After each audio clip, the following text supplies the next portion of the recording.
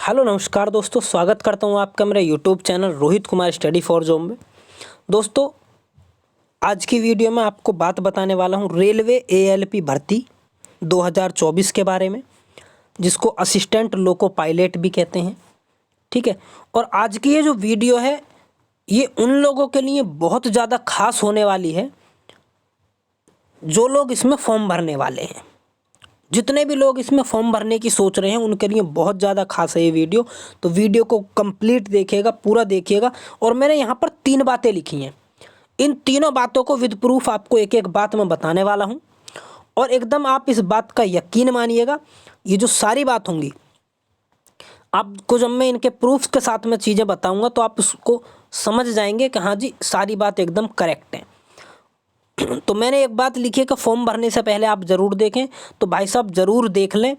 अगर आप इस वीडियो को कंप्लीट नहीं देख पाएंगे और जो इस वीडियो में मैं बातें बताऊंगा अगर वो गलतियां आपने कर दी तो फिर आप पेपर निकालने के बाद भी आपका सिलेक्शन नहीं हो पाएगा इस एएलपी की भर्ती में। तो अगर आप इस एएलपी की भर्ती में अपना सिलेक्शन चाहते हैं तो ये ज़रूरी बातें हैं, इनको गांठ बांध लो, इन्हें ध्यान से सुन लीजिएगा। ठीक है, तो पेपर निकालने के बाद भी सिलेक्शन नहीं होगा। और ऐसा मैं इसलिए कह रहा हूँ क्योंकि जो 2018 की भर्ती थी उसमें मैंने ये सारी चीज़ें देखी हैं। बहुत सारे ऐसे कैंडिडेट थे, एक दो की बात नहीं कर रहा हूँ, बहुत सारे जिन्होंने दोनों पेपर निकाल दिए। यानी 2 पेपर होते हैं इसमें, आप इतनी बात जानते ही हैं।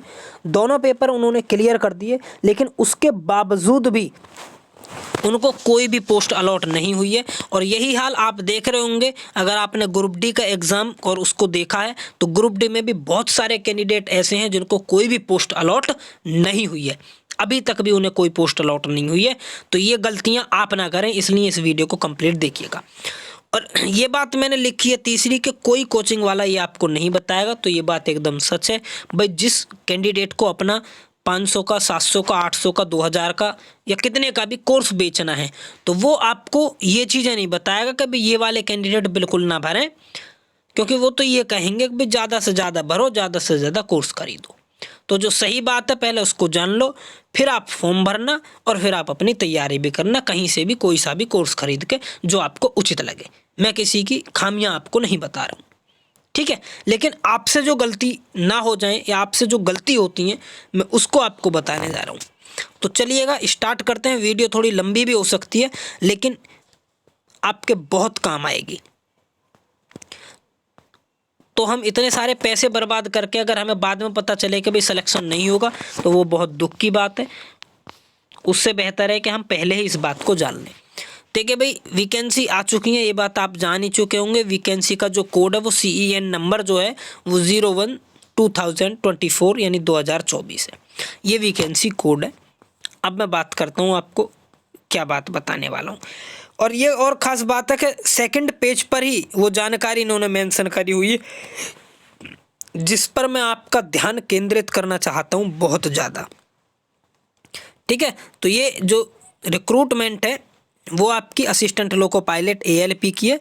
वैकेंसी कोड आपका ये रहा। एप्लीकेशन जो स्टार्ट है वो 20/1/2024 से स्टार्ट हो गई है। क्लोजिंग डेट आपकी जो है 19/2/2024 है। ठीक है। अच्छा, मॉडिफिकेशन या करेक्शन करने की जो इसमें डेट आपको मिलेगी वो 20/2/2024 से लेकर के 29/2/2024 तक मिलेगी। यानी अप्रॉक्स 9 से 10 दिन की ये आपको डेट मिलेगी। फॉर्म जो आप फिल करेंगे वो केवल ऑनलाइन मोड में ही कर सकते हैं। इसके अलावा और किसी भी तरीके से आपका जो फॉर्म है वो एक्सेप्ट नहीं किया जाएगा। अब जो बात समझने की है उसको आप बड़े ध्यान से समझिएगा। और ये बात आप बहुत सारे कैंडिडेट इस बात को अगर आपने ग्रुप डी दिया है तो उसमें भुगत भी चुके होंगे, तो बड़े ध्यान से समझना। असिस्टेंट लोको पायलट ALP की भर्ती है मेरे प्यारे दोस्त। लेवल 2 की जॉब है। इसमें जो आपकी सैलरी बनती है यानी बेसिक जो होता है वो 19,900 होता है। और मेडिकल स्टैंडर्ड, यही वो लाइन है मेरे प्यारे दोस्त जिसको आपको समझना है। मेडिकल स्टैंडर्ड A1 मांगा है। उम्र है 18 से 30 और टोटल वैकेंसी जो है वो 5,696 भर्ती हैं, जो कि ऊँट के मुंह में जीरे के समान है। यानी बहुत कम वैकेंसी है ये, यानी कैंडिडेट बहुत ज़्यादा हैं, करोड़ों की संख्या में फॉर्म भरे जाएंगे, आप देख लेना नहीं तो। लेकिन लेकिन वैकेंसी सिर्फ कितनी सी है, 5696। तो वैकेंसी बहुत कम है। अब जो मेन आकर्षण पॉइंट है जिसके बारे में मैं बताना चाहता हूँ वो है मेडिकल स्टैंडर्ड। मेरे प्यारे दोस्त, जो ALP की भर्ती है उसमें A1 मेडिकल स्टैंडर्ड मांगते हैं, और जो ग्रुप डी की भर्ती होती है उसमें A2 मेडिकल स्टैंडर्ड हाईएस्ट होता है। A2 का मतलब होता है 6/9, ठीक है जी। और यहाँ पर जो ये A1 vacancy, A1 medical standard, इसका मतलब होता है 6/6। 6/6 का क्या मतलब है कि जो आपके चार्ट होते हैं, आइज चार्ट होता है, जब हम आंखें चेक कराने जाते हैं तो उस चार्ट को 6 मीटर की दूरी से दोनों आंखों से, यानी एक बार एक आंख से एक बार दूसरी आंख से, 6 मीटर की दूरी से छठी लाइन जो है वो आपको क्लियर दिखनी चाहिए। और इसके लिए आपको किसी मेडिकल पे, किसी दुकान पे जाने की ज़रूरत नहीं है, क्योंकि मेडिकल और दुकान पर जो डिस्टेंस होता है वो कुछ कम बढ़ती भी हो सकता है 6 मीटर के मुकाबले। आप इसको खुद से टेस्ट कर सकते हैं। 150 से 200 रुपये की वो आपकी आँख चेक करने वाला जो पेज है वो लिस्ट आ जाती है, जिसमें लाइनें लिखी रहती हैं, और एक एक आँख आप अपनी 6 मीटर नाप लेना। 10 रुपये का 1 इंच टेप आ जाएगा, 6 मीटर की दूरी नाप लेना, वहाँ से खड़े हो जाना और अपने एक एक आँख बंद करके दोनों आँखों से छठी लाइन पूरी पढ़नी चाहिए। दोनों एक साथ खोल के नहीं, एक एक आँख से। एक आँख बंद करके पहले छठी लाइन को पढ़ना, फिर दूसरी आँख बंद करके छठी लाइन को पढ़ना। समझ गए जी? यानी एक खोलो एक बंद, एक खोलो एक बंद। तो ये आप पहले चेक कर लें, या किसी मेडिकल पे भी अगर आप चेक कराना चाहते हैं तो मेडिकल पे करा लें। कलर ब्लाइंडनेस या चश्मे वाला कोई भी कैंडिडेट इस फॉर्म को बिल्कुल ना भरे। बहुत ज़्यादा लंबी वीडियो नहीं होने वाली है, लेकिन मेन पॉइंट तो यही हो गया कि भाई जो कैंडिडेट चश्मा लगाते हैं ना वो इसको बिल्कुल भी ना भरे, क्योंकि वो सब के सब रिजेक्ट होने वाले हैं।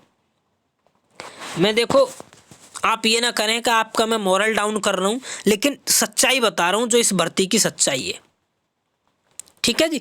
इसके अलावा और मैं क्या बात बताने वाला हूँ आपको, बहुत सारी बातें आपको इस फॉर्म में बताऊंगा, और कौन कौन से कैंडिडेट ना भरेंगे फॉर्म। बड़े ध्यान से इसको कंप्लीट वीडियो को देखिएगा। तो मेडिकल स्टैंडर्ड की बात आपको समझ में आ गई। अब कोई कहता है कि जी मेरा कलर विजन है, मैं भर लूँ क्या? बिल्कुल मत भरना मेरे भाई। उसके अलावा और कोई कहता है कि जी मेरे बहुत कम, यानी ना के बराबर 0.5 के बराबर का चश्मा है, लेकिन चश्मा लगा कर मुझे एकदम क्लियर दिख रहा है, तो मैं भर दूँ क्या? बिल्कुल नहीं यार, चश्मे वाले तो इसमें अलाउ ही नहीं होंगे, ठीक है।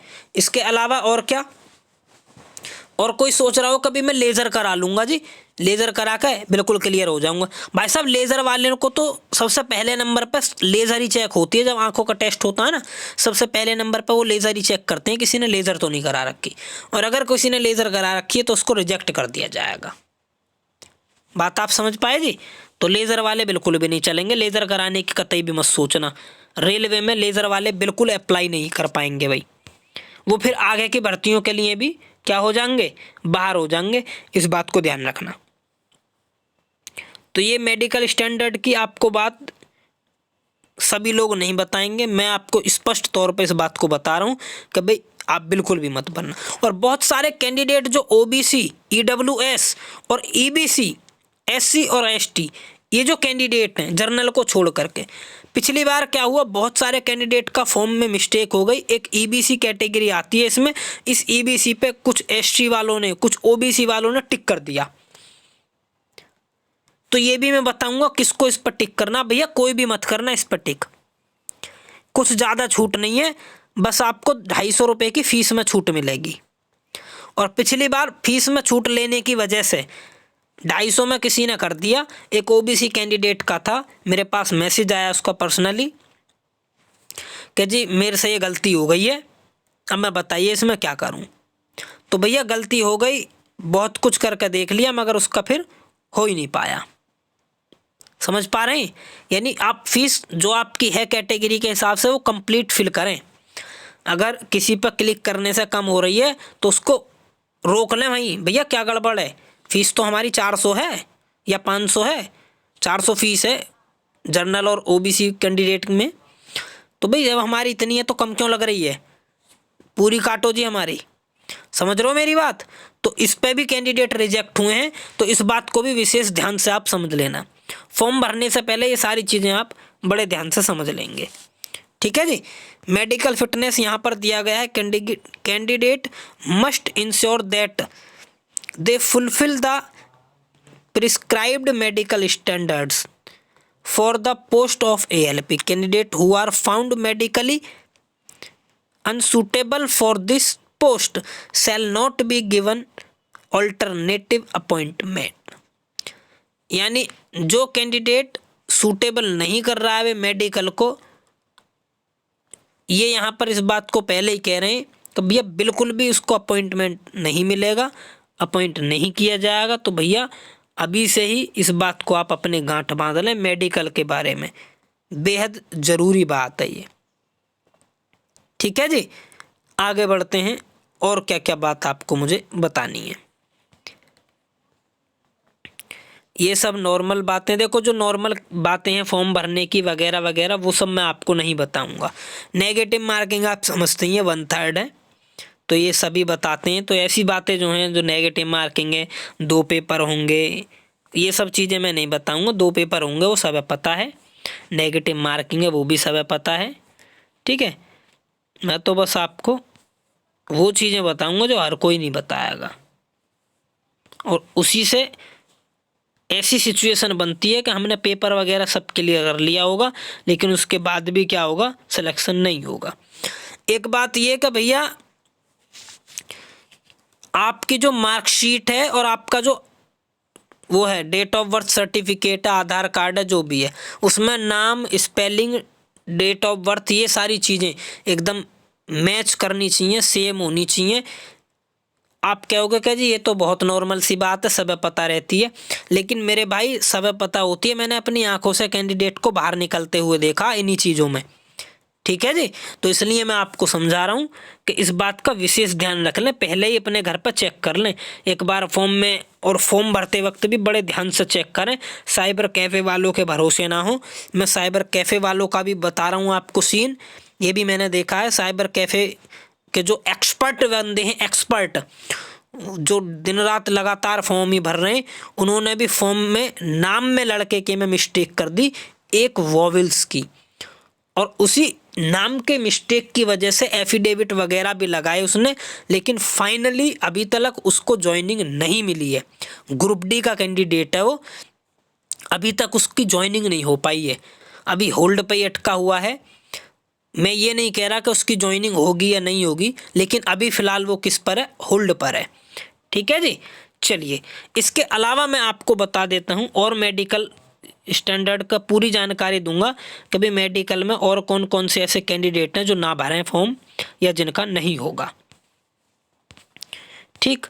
तो देख लेता हूँ एक बार, मैं नोटिफिकेशन में देख लेता हूँ अगर कोई आपको एक्स्ट्रा चीज़ें दी हुई हैं, ठीक है। देखो यहाँ पर ये रही भी, इस बात को बड़े ध्यान से समझ लेना।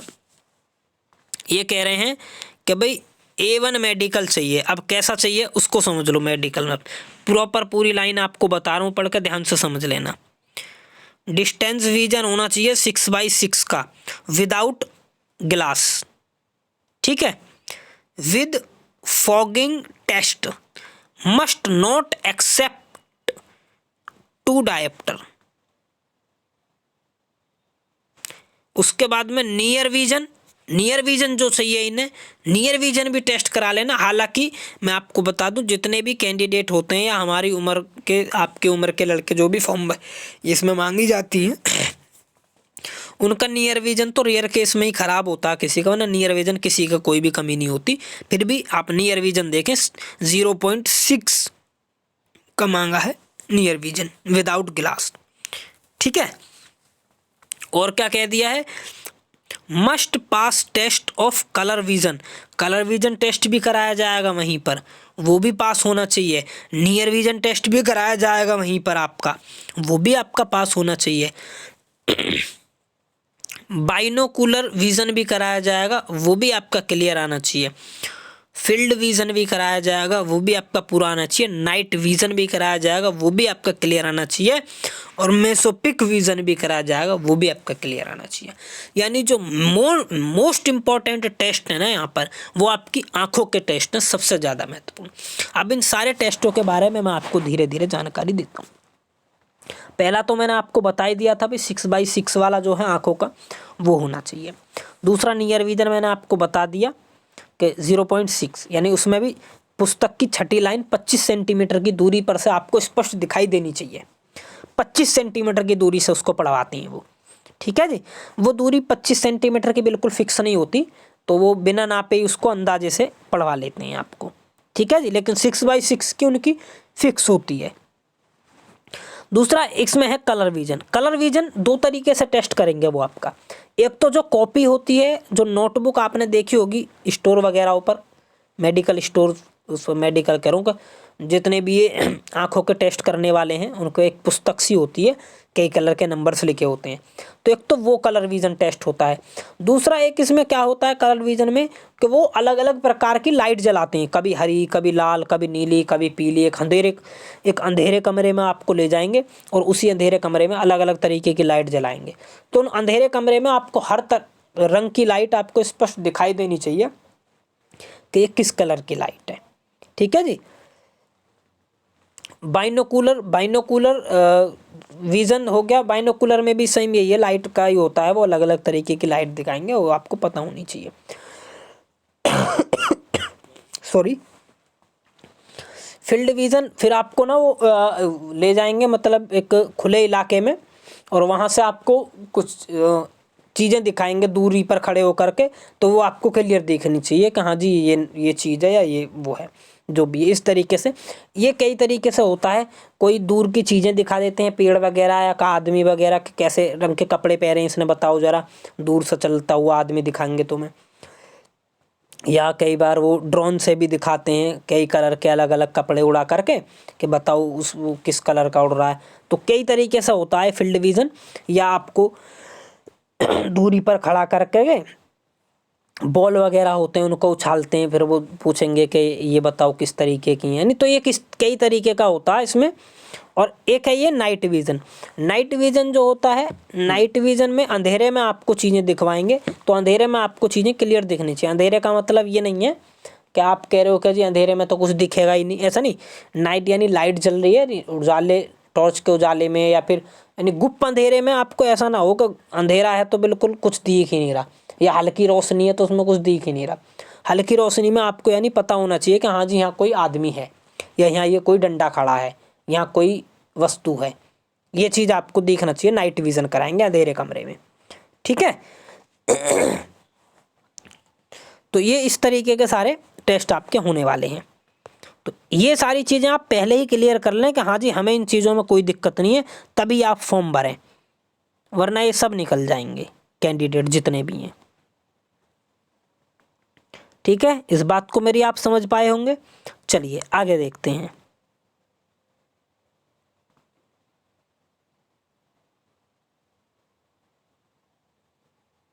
देखो यहाँ पर इन्होंने पहले ही कह दिया है, जो कैंडिडेट हैं जो कि वो लेसिक सर्जरी वगैरह जो कराएंगे, वो जो है एनी अदर सर्जरिकल जो सर्जरी करा लेते हैं कैंडिडेट, करेक्ट रिफ्लेक्टिव एरर है वो, are not eligible this post. तो उसको इस पोस्ट के लिए वो एलिजिबल नहीं है भाई, ठीक है ना। चलिए और आगे बढ़ते हैं। तो ये सारी चीज़ें आप जानते ही हैं, इसकी बात हम नहीं करेंगे।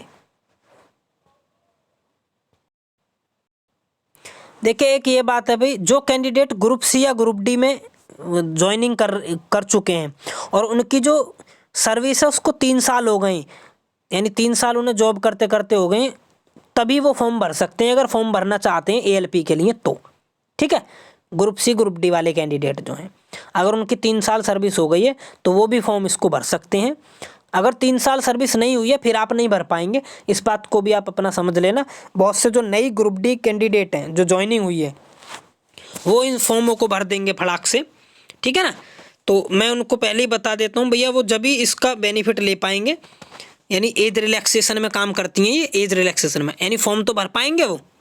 अभी अगर मान लीजिए कोई ग्रुप डी में सेलेक्ट हुआ, वो फॉर्म भर पाएगा, लेकिन मान लीजिए उसकी उम्र जो है वो ज़्यादा हो गई है फॉर्म भरने के लिए, उम्र उसकी कितनी हो गई, ज़्यादा हो गई है फॉर्म भरने के लिए, तो अगर उसको एज रिलैक्सेशन चाहिए तो वो जब ही मिलेगा जब उसे 3 साल हो गई है रेलवे में काम करते करते। ठीक है जी, एज रिलैक्सेशन के लिए बता रहा हूँ ये बात मैं। ठीक है, यानी फॉर्म तो वैसे हर कोई भर ही सकता है, ग्रुप डी में लगा हुआ है या नहीं लगा हुआ है, पर अगर ग्रुप डी में लगा हुआ कैंडिडेट है और उसको एज रिलैक्सेशन चाहिए, यानी एज उसकी ज़्यादा हो गई है, तो उसको एज रिलैक्सेशन मिलेगा, लेकिन जब ही मिलेगा जब वो 3 साल कंप्लीट कर चुका होगा, अन्यथा नहीं मिलेगा।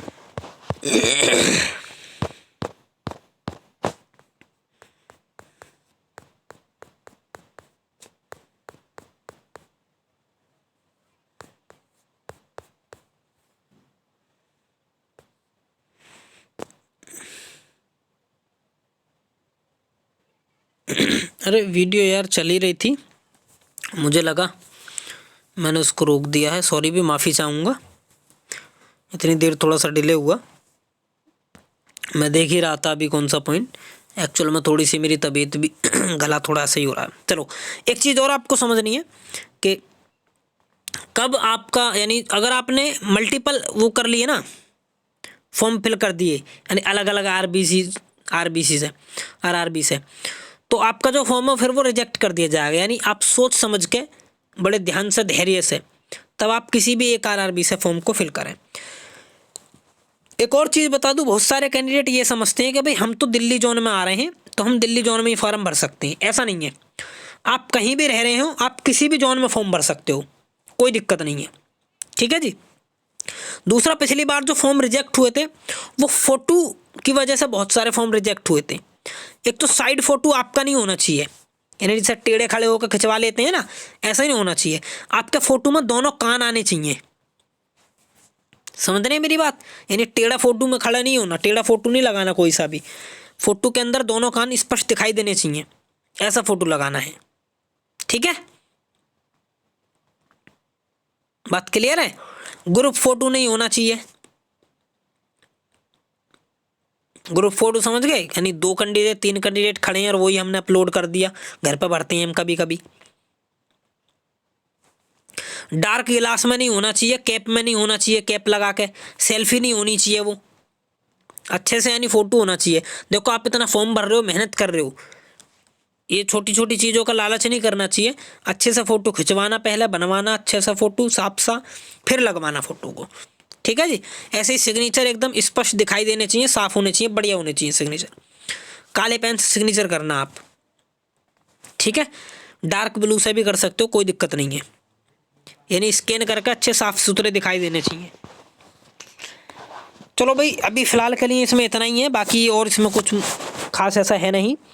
और इसके अलावा अगर आपका कोई कमेंट है, कोई डाउट है, कोई प्रश्न है, कोई भी विचार है, तो आप मुझे कमेंट कर सकते हो।